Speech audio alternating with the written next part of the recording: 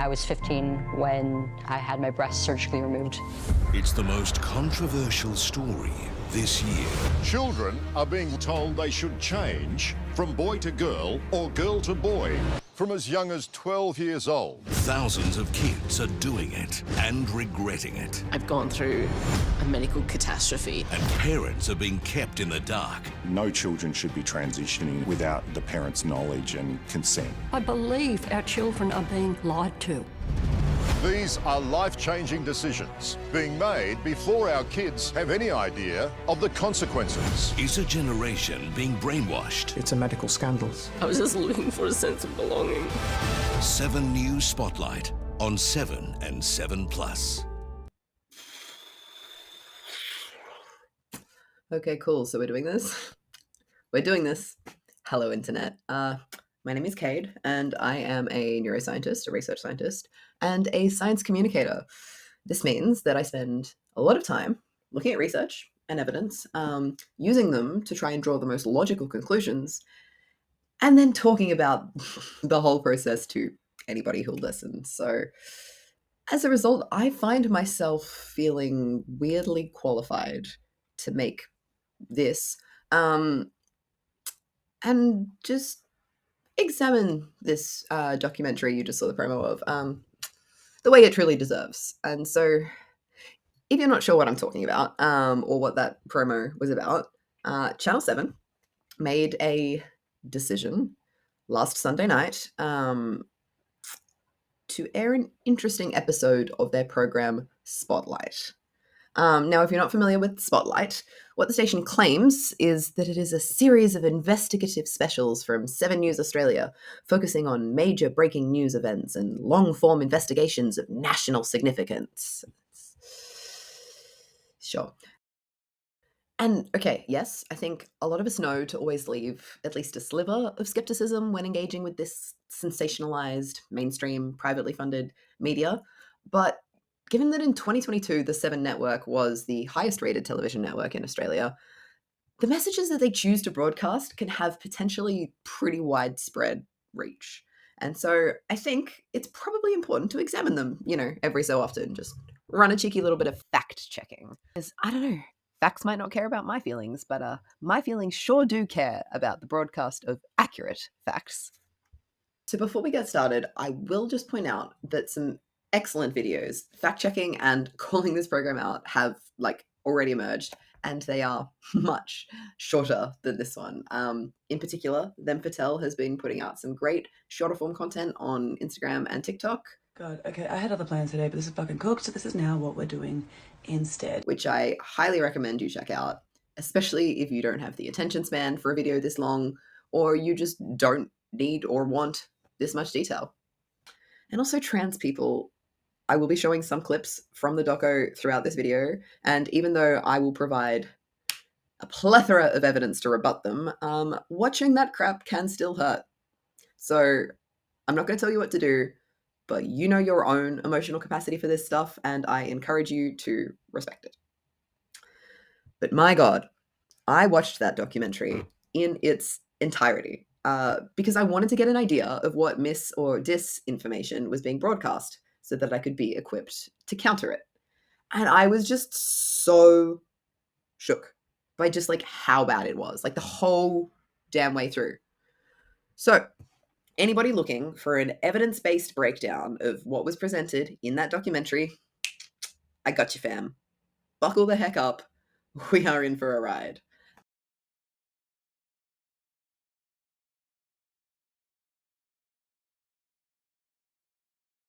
Okay, so we've seen the promo, and the episode opens with a slightly different but very similar clip. So let's just have a look at the main points from that intro that they want us to be primed with going into this. What's our setup here? What are they about to spend an hour trying to convince us of?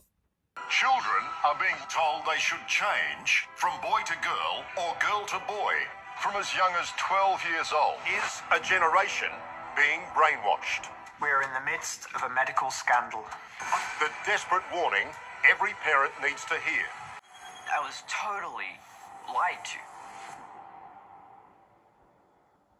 Now, on the 7 Plus website where I actually watched this episode, it's titled Detransitioning, but it seems like the gender agenda may have been the original title based on this like screen that appears before and after every ad break, which is just very dramatic. But either way, what they're hoping to convince you of is pretty clear, right? It's this idea that hundreds of Australian children are being fed this big transgender lie, taking irreversible medical action as a result of that, and then regretting it.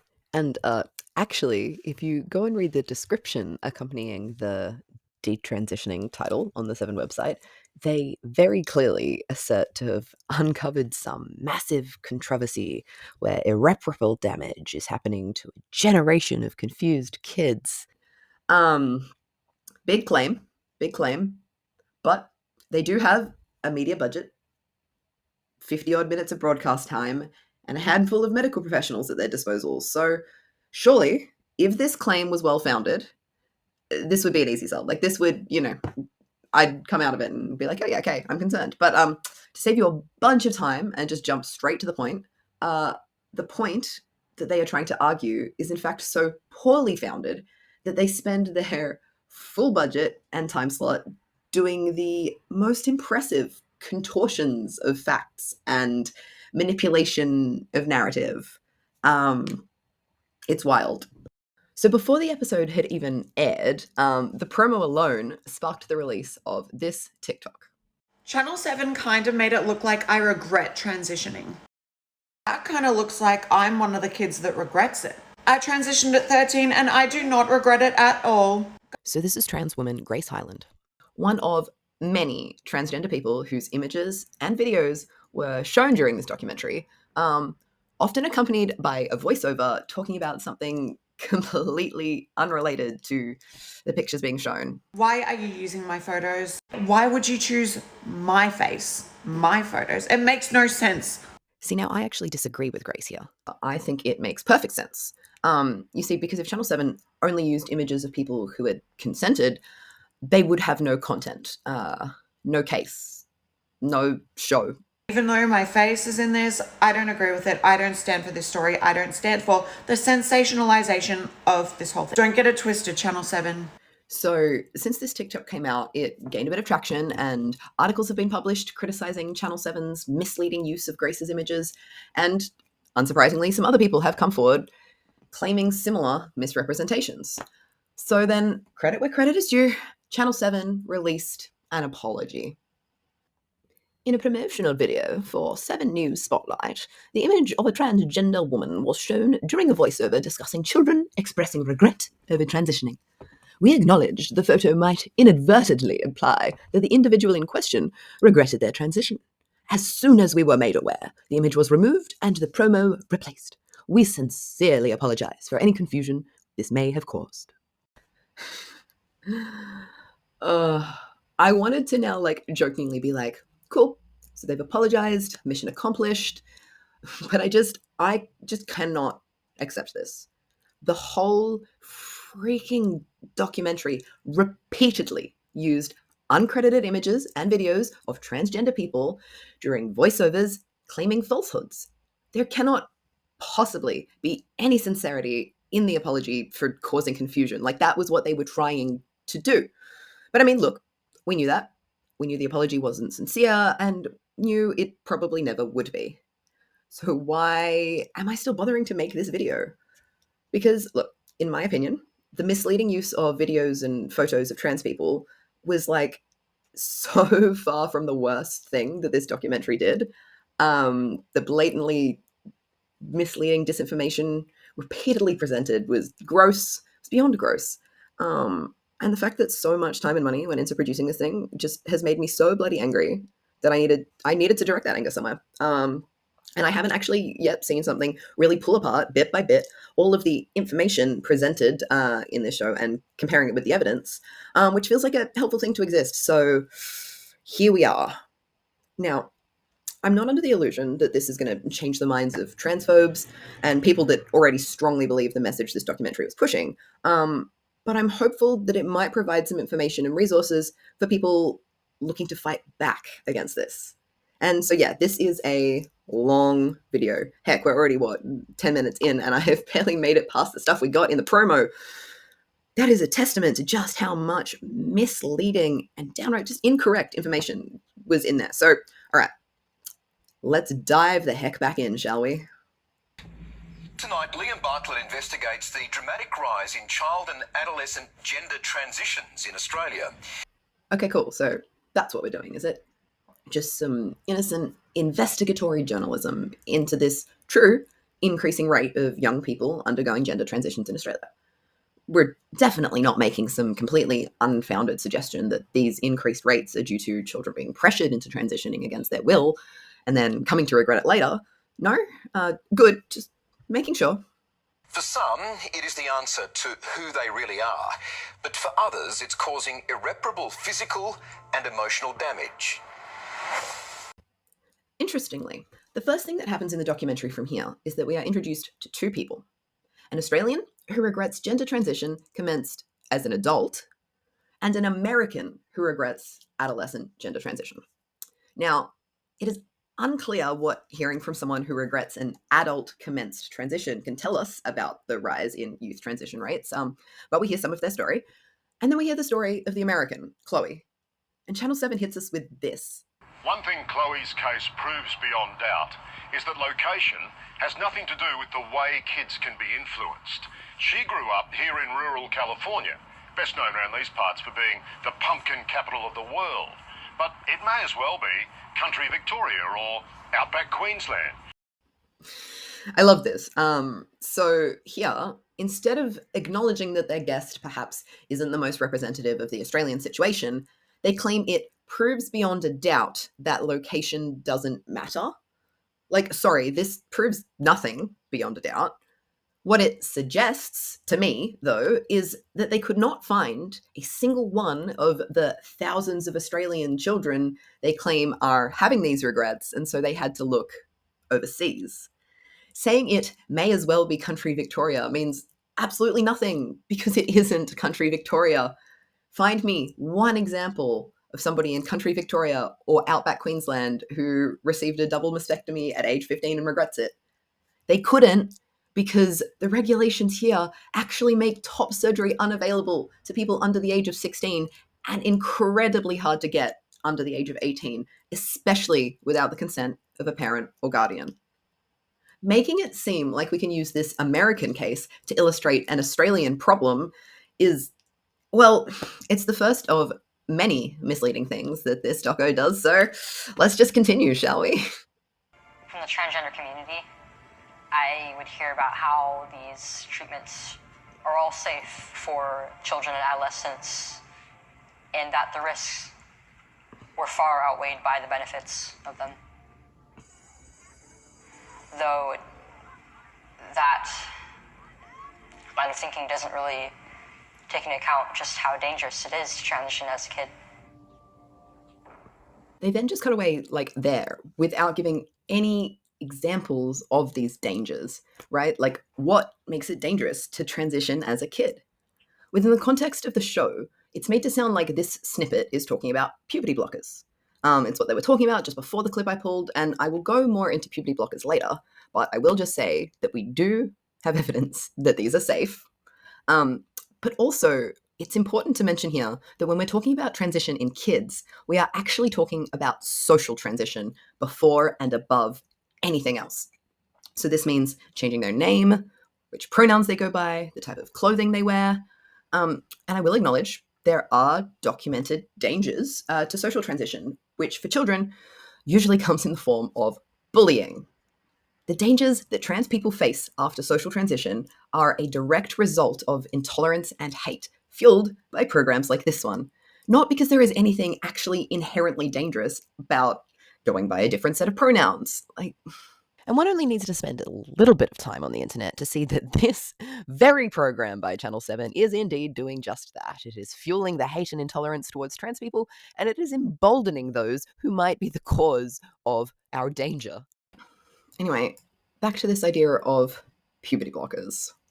I don't like the idea of puberty blockers as all. No, I mean, Sweden, I think, has outlawed them. It absolutely permanently destroys people. The bone hormones, their sex drive. You can't just play with nature in that way. So this is all just horrendously false. So puberty blockers. Let's get our facts straight. What are they?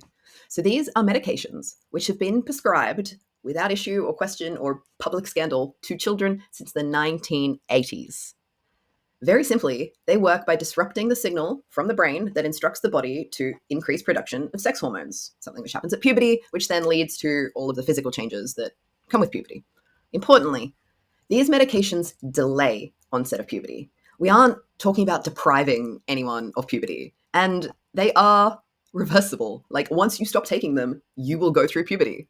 So traditionally, like, these were prescribed to cisgender children to treat precocious puberty, which is early onset puberty when it happens sort of before the age of 8 or 9 years old. And they are still used also for this purpose today, in addition to their utilization in transgender healthcare.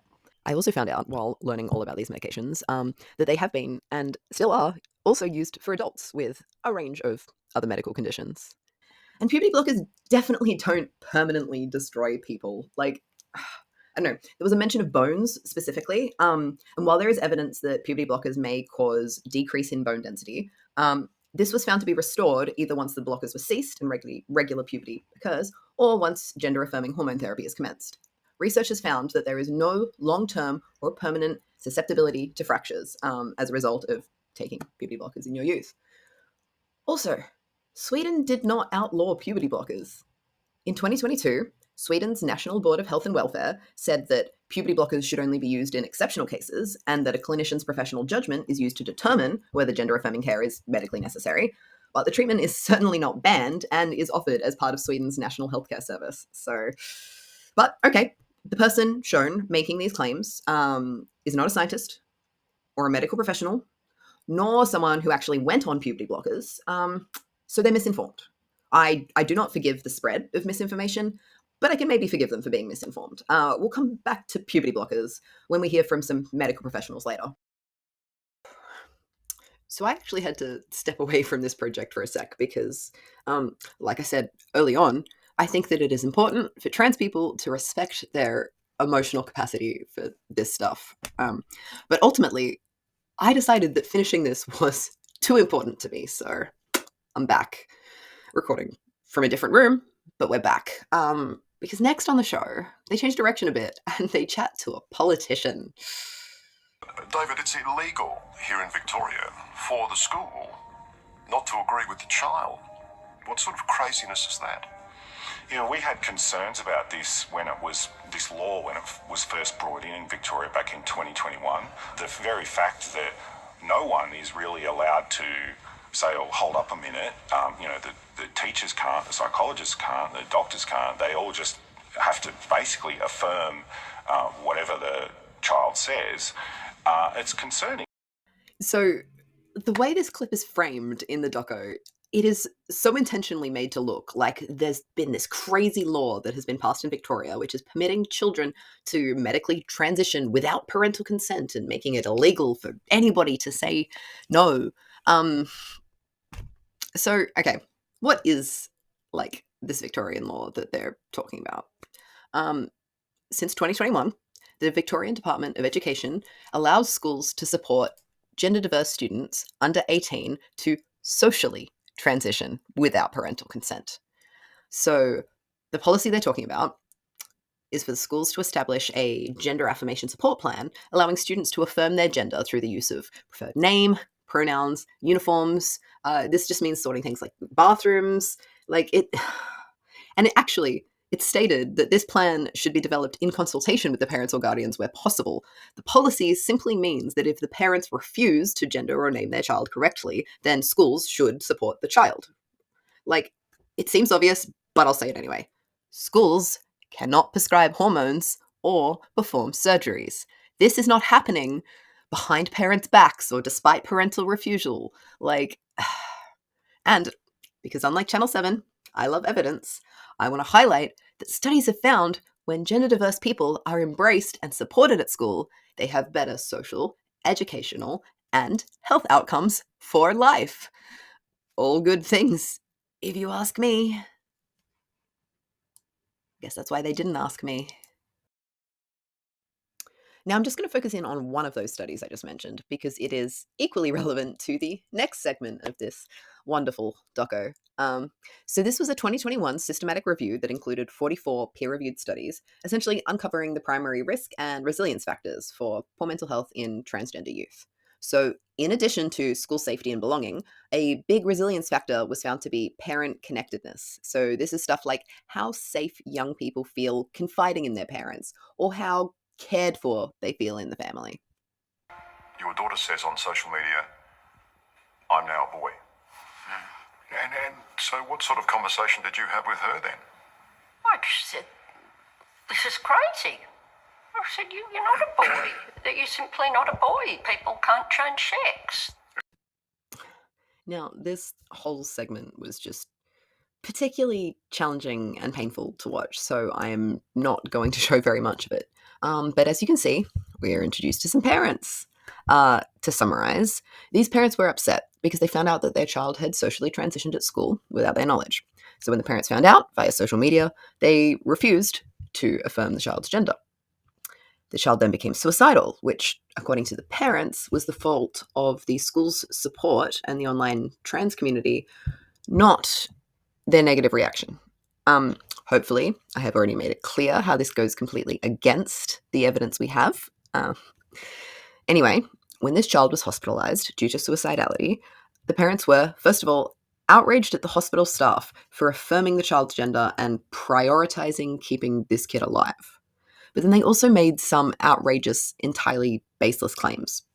Do you know what the doctors were saying to her without you there? They were telling her that she needed to get onto testosterone and, have her breast cut off. Who was telling you this? The nurses, the doctors? Yep. All the staff were... All the staff. Really. Like, all the staff were pressuring this person behind your back into medical transition? In reality, the hospital staff were merely following best practice guidelines, and they affirmed this child's gender, and then they provided a referral to a pediatric endocrinologist for further consultation. They also did, very satisfyingly, call the parents out for the clear psychological harm that their lack of support was doing for their child. They were awful to us. They put us down in front of her. They told us in front of her that we were bigoted, unsupportive parents, that we needed to teach our family inclusion. Good. You guys aren't the victims here. And Channel 7 has had to work very hard against all of the evidence to make it seem like you are. So I'm also not going to show much of this next bit because it's atrocious. But I think it is really important to get an idea of the way that this whole thing has been dramatized.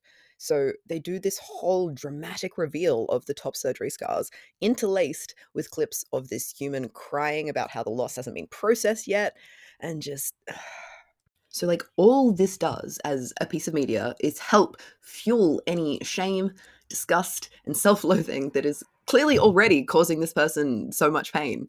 And the only reason I'm bringing attention to this part of the show at all is because, to me, this moment so clearly demonstrates that Channel 7 and the people making this documentary do not actually care about the well-being of any of these detransitioners. The very people they claim to be making this documentary to stand up for. They are being cruel to, and they are hurting. Anyway, more than halfway through, we get to meet our first medical professional, child psychiatrist Dr. Gillian Spencer. So, to get an idea of her credibility, let's just watch the very first clip they play of her. Do you think the hospital want to sack you? Yes. Yes, they do. They want you off the books. They don't want me hanging around in the hospital. Fantastic. Strong start. I'm full of trust. But okay, no, this is good. We can finally have a medical professional set the record straight re the non-permanent nature of puberty blockers. So let's see what she has to say when asked about that specifically. But there's no coming back from that, is there? Well, what we know from their widespread use is that they prevent the gender dysphoria from healing, and so more than 95% of kids who get onto puberty blockers will go onto cross-sex hormones, and then the pathway beyond that is lifelong and includes dangerous surgery. What a blatantly misleading response. Like a truly slimy politician style answer. Like, especially given the earlier claim by someone else that puberty blockers cause permanent damage, this answer is so obviously constructed to give the wrong impression about the reversible nature of these medications. So what she is actually most likely referencing are these two studies that came out in 2022 that found that 91 to 98% of trans children who start hormone treatment in adolescence continue it into adulthood. And indeed, some of the effects of hormone replacement therapy once you've kind of progressed to that stage of treatment are irreversible. But you know what else is irreversible? Some of the effects of going through the puberty dictated by your birth sex. Going through a puberty of any type is going to have irreversible effects. So then, shouldn't the question actually be which irreversible effects are going to cause the least distress to the individual that we are treating? But of course, that isn't what this was about. She is making it sound like puberty blockers are irreversible. But okay, these studies and her claim about the pipeline of blockers to further permanent transition measures in adulthood, like, are legit. The interesting thing is that her and I interpret these same data in very different ways. So she is taking it to mean that puberty blockers are like this guaranteed gateway drug to future hormones and surgeries, which is apparently enough to consider the blockers irreversible themselves. I interpret it to mean that we are correct to trust these kids to know themselves, right? If the decision they make to delay the puberty of their birth sex is something that 98% stand by and follow up with hormones and gender affirming surgeries later in life, that tells me we're doing something right. Interestingly, until these studies came out, the idea that many kids discontinued hormone treatment after adolescence was used as a common argument against allowing medical interventions for trans youth. And now, the very opposite finding is being twisted to make the same case. Now, this psychiatrist claims that her argument makes sense because being on puberty blockers prevents the gender dysphoria from healing, and implying that this healing is something that would occur if the children were denied these blockers and able to go through puberty as nature had intended. Now, if this were the case, why are there also so many transgender adults seeking hormones and surgery despite getting to go through puberty once already, right? Also, if puberty blockers were indeed some dangerous gateway drug to being trans, then how do we explain all of the cisgender people who, like I said, since the 1980s, have successfully, safely started and stopped these medications if their puberty came on too early, or for other medical conditions?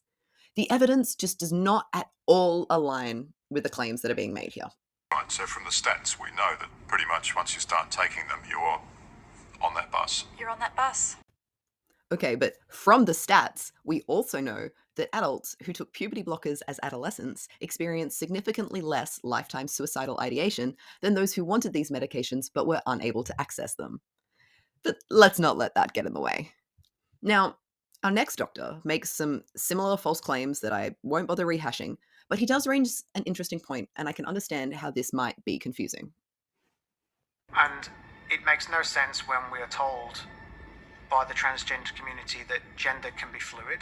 So someone can be gender fluid, but we're supposed to accept that these children's gender identity is fixed at the age of 10, and this is how their gender identity will be for the rest of their lives.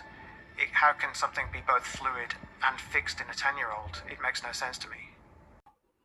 All right, I want to start by pointing out that literally no irreversible changes or decisions are being made for and by 10-year-olds, which is, again, not how this is being made to sound. Gender affirming care for a 10-year-old, like I've said, will predominantly be social transition, and the only medical intervention that would be considered is puberty blockers, which, as I've already covered, isn't treating anything as fixed. In fact, they serve to prevent puberty-induced changes that would be fixed, buying children some time for some further introspection, reflection, usually with the help of an experienced therapist. But then we also have this misunderstanding of gender fluidity, I think. So yes, as he says, people can be gender fluid, which is to say their sense of gender and gender identity shifts maybe over time or depending on the situation. There are some people who use this term to label their gender. Courtney Act is probably one of the most well-known public people who identifies specifically as gender fluid. But this is a little different from the general sort of fluidity of gender, which is more just the notion that someone's gender identity and expression, along with literally any other feature of identity, has the capacity to grow and shift over time. And like, this is not the case for everyone, and it's not always to an extent that requires any action, but staying open to this concept allows for people who maybe figure out their trans later in life, like me, to socially and medically shift things without judgment to align with our growing understanding of our gender identity. Regardless, we are certainly not encouraging or even allowing 10-year-olds to make medical decisions which bind them to a fixed gender identity or expression for life. But we then go back to our suspended child psychiatrist, who tells us what she thinks we should be saying to children presenting with gender dysphoria. And we want to do everything we can to support you through it. But we know that the risks and long-term consequences of transition are so serious that we can't just assume that that's the right way forward. Because of this, we're going to continue to use your biological name and pronouns. Sorry, but what is a biological name? Like, even before I came out as trans, nobody called me by the name that was on my birth certificate. Like, names aren't biological, nor are pronouns, for that matter. But I just can't understand this claim that they'll do everything they can to support this child in distress, except, of course, just affirm their identity with something even as simple as the right name. Like, just think of all those risks and long-term consequences these poor children would face from temporarily going by a different name.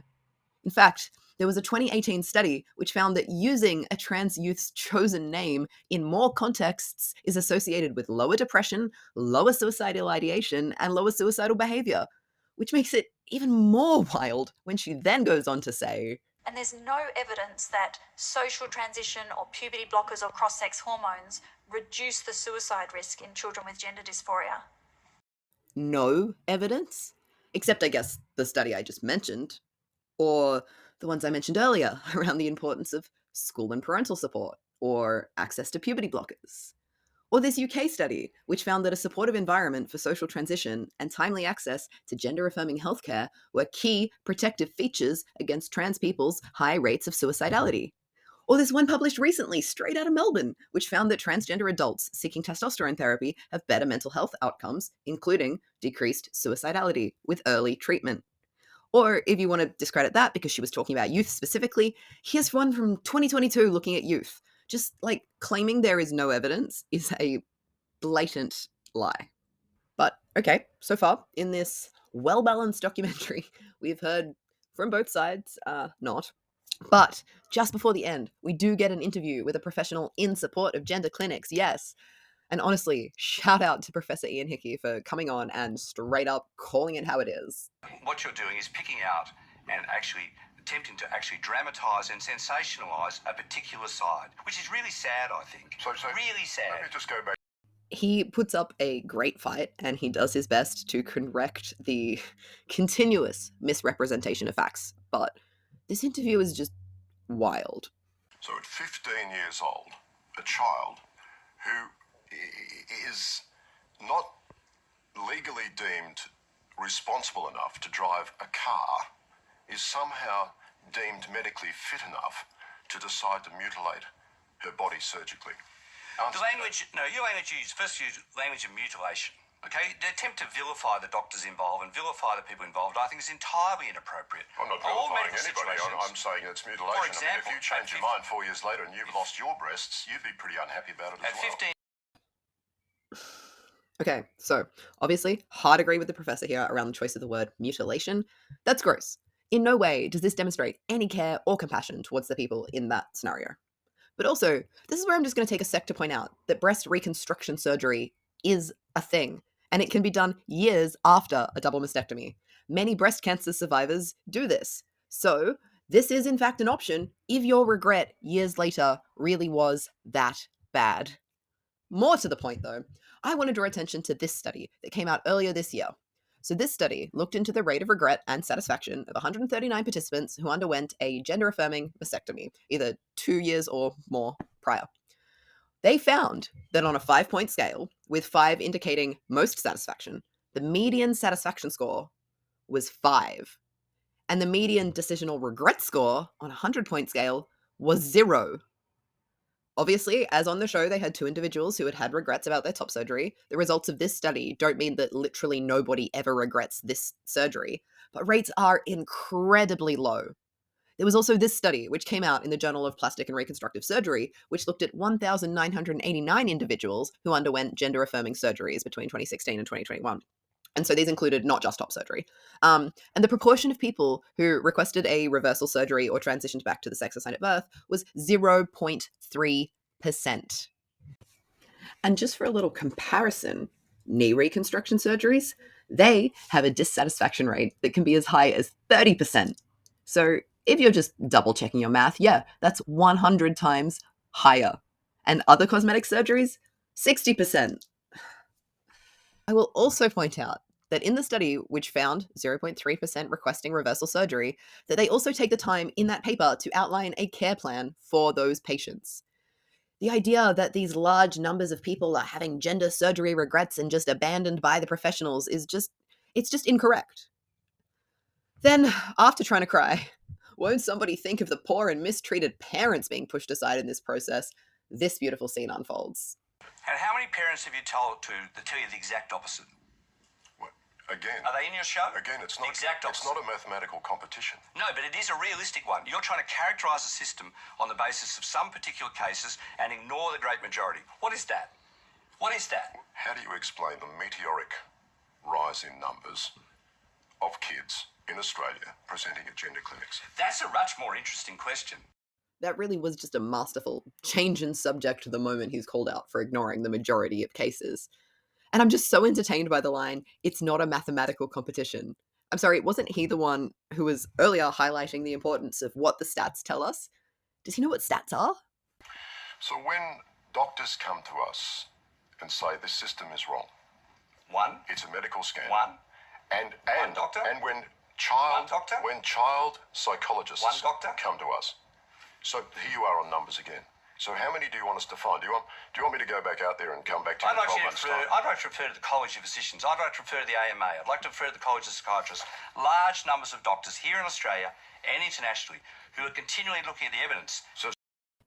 Yes, thank you. Oh, it is hilarious to me that the people making this doco decided to include these bits because they clearly think that the interviewer is somehow winning this argument, when in reality, he just looks like a fool. But okay, just in case all of this evidence was starting to convince you that maybe trans healthcare is not a bad thing, I'm going to make one more emotional plea. I think your argument about the majority is really heartless. Gosh, yeah, Professor, have some heart for those few people who regret their transition. You know, have some heart like the good folk at Channel 7 who have decided to sensationalize and platform the pain of these people for attention and revenue. Have some heart like the reporters that keep calling these bodies mutilated and irrevocably damaged, actively feeding the shame. I just am astounded by the audacity of this reporter to act like he's got these people's best interests at heart when this documentary has repeatedly demonstrated that that is totally and completely not the case. So the last clip I want to show you was almost like a throwaway clip from about halfway through the documentary. And here, Courtney is talking about the decision to stop taking testosterone. And we get hit with what I think is the most heartbreaking line of the whole thing. Was any of that decision tied up with you somewhere in the back of your brain thinking, I want to be a woman again? No, I just realised, I live in the real world and I cannot be the man I want to be. So, suck it up. Now, I'm not about to prescribe the label transgender to anybody who has decided that it doesn't fit them. But to me, this doesn't seem like somebody who has detransitioned because they realized that they're not actually trans. This seems like somebody who has detransitioned because they found that living in this world as a trans person too fucking hard. These people, the ones that the documentary claims to care about and be standing up for, are in so much pain. Documentaries like this are cruel to all trans people, but also to these people. A world where we strive to accept everybody, not shame them, is a better world for literally everyone. Calling detransitioners irreversibly damaged is not actually looking out for them or showing care, like, at all. Surely, working towards creating a society where, for example, your womanhood is not tied to your breasts helps everyone. Like, it helps the small number of detransitioners experiencing top surgery regret. It helps trans people, especially those for whom gender-affirming surgery has not been accessible. It helps cisgender women who may have had double mastectomies for other health reasons. Like, this entire documentary is fear-mongering under the guise of care, and it achieves this through the use of false and deliberately misleading claims from start to end. Now, why Channel 7 spent so much time and money trying so hard to spin and spread this narrative, I don't know. That's for other people to speculate. I'm going to stick to my lane, which is simply reviewing whether the conclusions align with the evidence. So, this episode was pitched as an honest investigation into this supposed alarming mass brainwashing of children into becoming transgender and regretting it. But hopefully, you can all now agree with me when I say the 53-minute long piece was just so stocked to the brim with false claims, misleading statements, and honestly, a disgusting amount of emotional cruelty. And all I know is that we deserve better. So I was trying to work out how I wanted to conclude this video now that I've got some of my infuriation out. I'm not really sure what my angry but source-based rant can or will achieve, but I know it sure helped me process just some of the real bafflement that so much time, money, and effort was poured into creating a piece of media that does good to nobody but active harm to so many.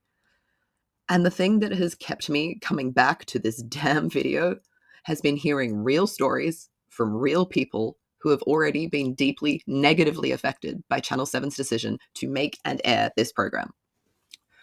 So I'm going to finish with a wonderful clip from Them Fatale explaining exactly how you can complain directly about this program and info on a petition to sign, which I strongly encourage you do.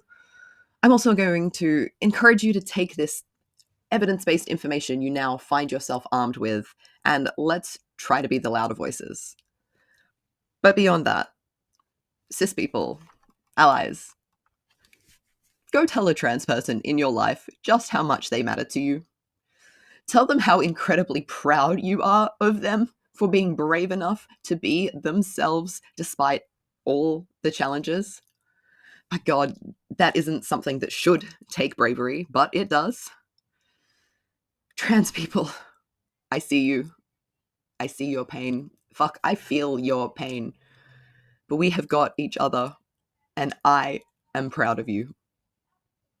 Hello, little gay people in my phone. If you saw that disgusting Channel 7 piece and you'd like to submit a complaint, but you don't know how to do it, follow along with this video. Go get a tablet, a phone from your housemate, your laptop, whatever you've got. You can keep this video playing in the background, and I'm going to talk you through step by step how to submit a complaint according to the Australian Commercial Television Industry Code of Practice. If you don't know what I'm talking about, go and watch my last reel, then come back here. So we're here at complaints.freetv.com.au. Now, I got a tip off from a friend who works in the television industry that this is actually the best way that we can force some action out of Channel 7. They are obligated to deal with these complaints. I'm aware that there's also a petition circling around from the wonderful St. South, who was featured without their permission in the program. Definitely go sign that as well, but make sure that you actually put in a complaint here, because they are not obligated to respond to a petition. A petition creates social pressure. This creates industry pressure. So we want to do both. Okay, so here we are on the form. If every single person who shared my last video shares this and submits one, that's thousands of people. So we might actually see some real action out of Channel 7. So please take the time to do it. You're going to put in your information, real information. I'm just not doxing myself in this video. We want to say that we're putting in a complaint about a program and then include these details. 3rd of the 9th, 8:45 p.m. So we want to address the television code of practice. So we've got section 3.2 on material that may cause distress. Obviously, the show was very distressing with how inaccurate and how inflammatory it was. Section 3.3 is on accuracy and fairness. Obviously, the program was not accurate, it was not fair, it was a complete misrepresentation of transness and of the processes of transition and accessing transition as a minor. Section 3.4 is on impartiality.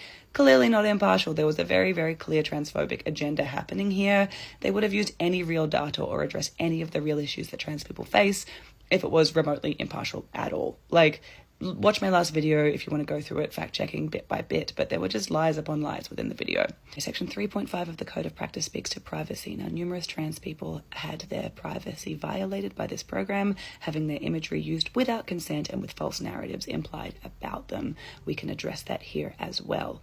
Now, you can sum up with your own words at the end. You can use similar words to what I've got here. Hopefully having a little bit of a script for you to follow helps you to feel a bit more empowered to submit something. Now, what you submit doesn't have to be perfect. Make it clear, make it accurate, and make it respectful. But just submit something. Anything that you put in is going to do more than nothing. What we're not going to be doing today is nothing. So as long as it's just not nothing, good job.